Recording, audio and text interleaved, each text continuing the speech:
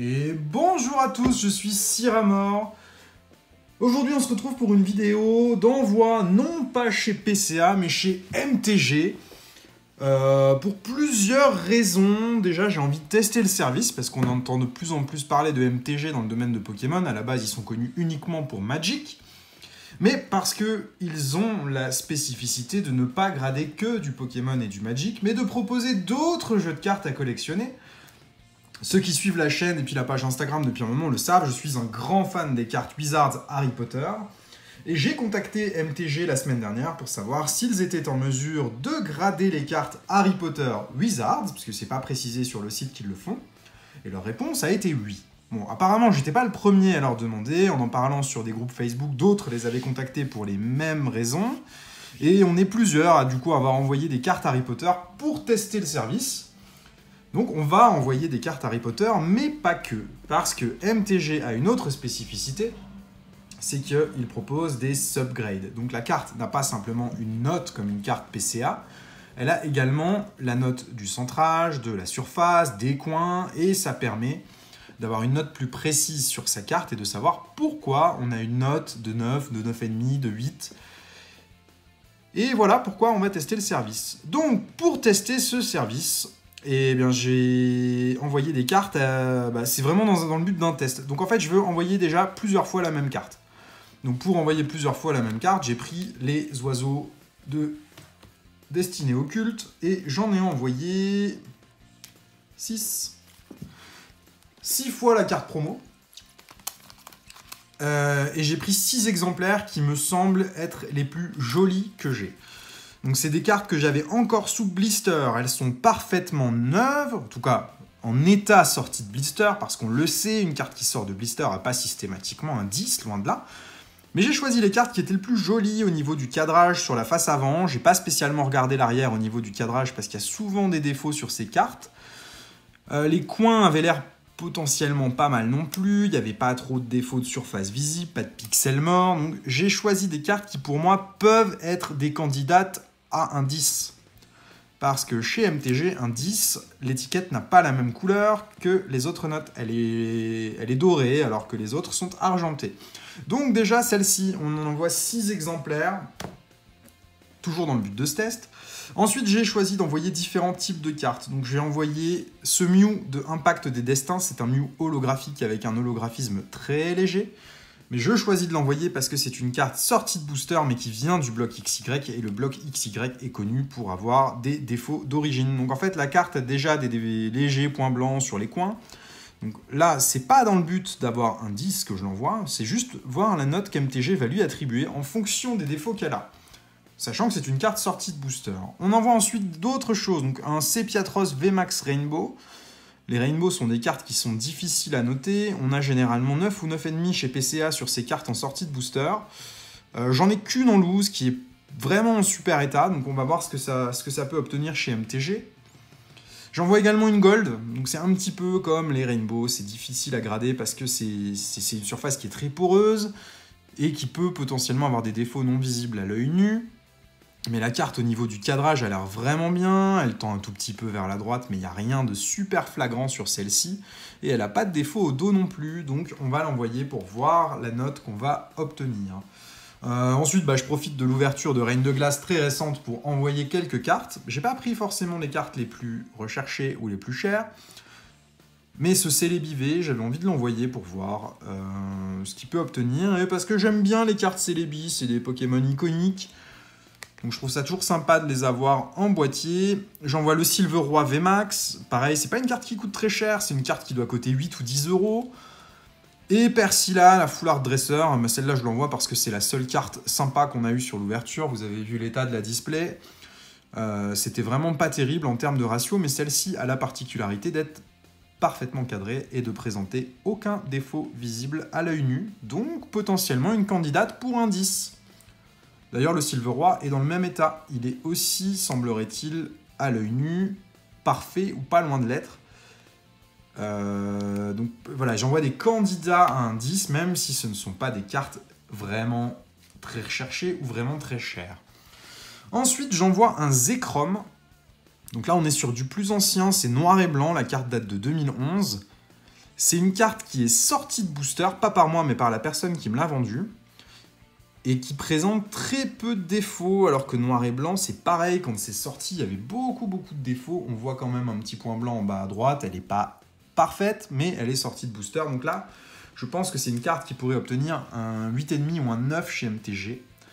Et ensuite on passe à nos cartes Harry Potter. Donc Harry Potter, j'envoie un échantillon de cartes, donc les cartes que j'envoie en français viennent des sets Chemins de Traverse et sets de base.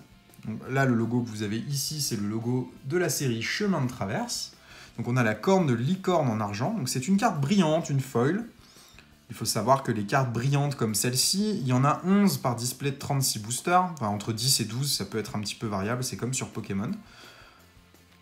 Et elles sont assez difficiles à obtenir. Les cartes françaises que j'envoie ne sont pas neuves. Elles ont été conservées en classeur pendant des années, mais elles ne sont pas dans un état sorti de booster. Elles ont des petits défauts. Il peut y avoir des petites rayes sur l'holo ou des tout petits points blancs à l'arrière. Je ne m'attends pas à avoir un 10 sur une carte française, mais je m'attends potentiellement à avoir un 10 sur toutes les cartes anglaises, parce que les cartes anglaises sont sorties de booster, mises dans un top loader directement et n'ont plus été touchées. Et l'ouverture date d'il y a un mois et demi, donc c'est des cartes qui sont normalement dans un état vraiment bien. Alors malheureusement, j'en envoie certaines qui ont des défauts d'usine, avec des petites rayes, donc potentiellement celle-ci pourrait pas avoir 10 et avoir moins. J'espère avoir au moins un 10 sur celle que j'envoie en anglais. Donc là c'est Croutard qu'on envoie. C'est le set Coupe de Quidditch en anglais. Toutes les anglaises viennent du set Coupe de Quidditch, c'est une display que j'avais ouverte. Voué à l'oubli, c'est une carte du set de base, il n'y a pas de logo. Et l'étoile est différente, c'est un rond avec une étoile blanche à l'intérieur, puisque sur le set de base, les cartes holographiques n'existent que en holographique, alors que sur tous les autres sets, les cartes rares existent en rare simple et en holo. Catch the Snitch, donc ça c'est à la recherche du vif d'or. C'est une de mes illustrations préférées du set Coupe de Quidditch. Et celle-ci, pour moi, elle est dans un état absolument parfait. Elle n'a aucun défaut visible à l'œil nu. Donc j'imagine que cette carte-là peut être une candidate à un 10 et j'aimerais beaucoup qu'elle l'obtienne.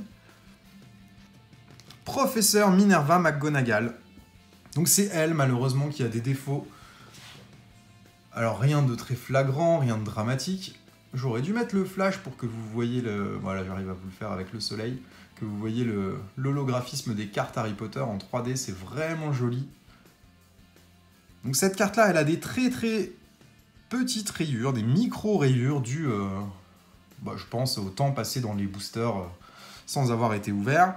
Donc elle devrait pas avoir 10, mais elle devrait avoir une note qui s'en approchera. Et là, on a Harry l'attrapeur, donc si vous voyez des rayures sur celle-ci, c'est sur le top loader.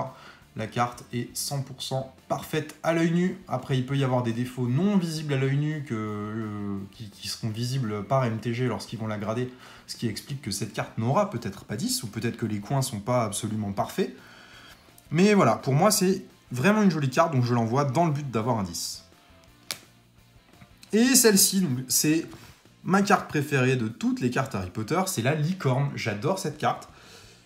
L'illustration est splendide et en plus à jouer, la carte est incroyable. Mais celle-ci n'est pas neuve, elle a été sortie de booster il y a très longtemps et pas par moi. Donc je sais qu'elle aura pas 10, mais je la veux sous boîtier, même si elle a... allez, celle-là elle devrait avoir peut-être 7, 8, parce qu'elle a quand même des petits points blancs, elle a un petit peu de rails sur l'holo, elle est pas clean. C'est pas du tout un équivalent sorti de booster, donc bon... Je l'envoie pour l'avoir sous boîtier, mais là, c'est vraiment dans le but de la protéger. C'est une carte que j'ai en double, je l'ai déjà en classeur. Mais je veux pas la vendre, je veux la garder, celle-ci. Et il me reste 2 cartes. Donc, c'est des cartes Pokémon qui nous restent, mais qui ont des particularités. Vous allez voir tout de suite de quoi il s'agit. La carte est complètement miscut. Un miscut, c'est une carte qui a été coupée de manière vraiment ratée. On peut voir en bas ici... un petit point blanc sur la carte qui correspond en fait au calibre pour savoir à quel endroit il fallait découper la carte. Et là on voit qu'il y a eu un loupé. Et c'est un Yveltal de Destinée Radieuse en état 9. La carte a été sortie de booster par la personne qui me l'a vendue. Et c'est une carte qui provient d'un booster qui était buggé sur Destinée Radieuse où il y avait plus de cartes qu'à l'accoutumée. C'était un booster de 13 cartes. Et parmi les 13 cartes, il y avait ce Yveltal dans un état, comme vous pouvez le voir, mal coupé. Mais ça a du charme, je trouve, moi, les cartes Miscut. Ça leur donne une valeur, en tout cas, au moins pour moi. C'est pas des cartes que je grade pour les vendre. Celles-ci, c'est des cartes que je grade pour les conserver. Et la deuxième est aussi Miscut, mais la particularité de cette carte, c'est que ça se voit pas sur le dos de la carte. Par contre, on voit que la carte est abîmée. Donc là, elle aura une note, mais dégueulasse, cette carte. Mais ça n'a aucune importance. C'est vraiment juste pour la mettre en boîtier et l'avoir protégée parce qu'elle est complètement miscut, un vrai miscut où on voit la carte du dessous. Donc la carte du dessous, c'est un Kai Morse de la série du bloc X Légende oubliée. Et c'est un Meditica Reverse, c'est une commune reverse du bloc X. Donc cette carte-là va revenir en boîtier, elle aura une note catastrophique, parce qu'elle est vraiment pas jolie la carte, mais c'est pas grave. Le but c'est de l'avoir protégée et de voir comment reviennent les cartes miscut chez MTG pour savoir si j'en envoie d'autres par la suite ou pas. Donc voilà, je vous tiens au courant dès que je reçois la commande. La vidéo est tournée le 17 juin après-midi, donc l'envoi se fera le 18 juin de toutes ces cartes. Il semblerait que MTG soit très rapide, bien plus rapide que PCA. Après, le but c'est pas de faire une comparaison des deux, de savoir qui est le meilleur, qui est le moins bon. On sait que PCA sont complètement sous l'eau avec les quantités de commandes hallucinantes qu'ils reçoivent. MTG, pour l'instant, ont l'air d'arriver à tenir le rythme sur les envois et à retourner les cartes beaucoup plus vite que PCA.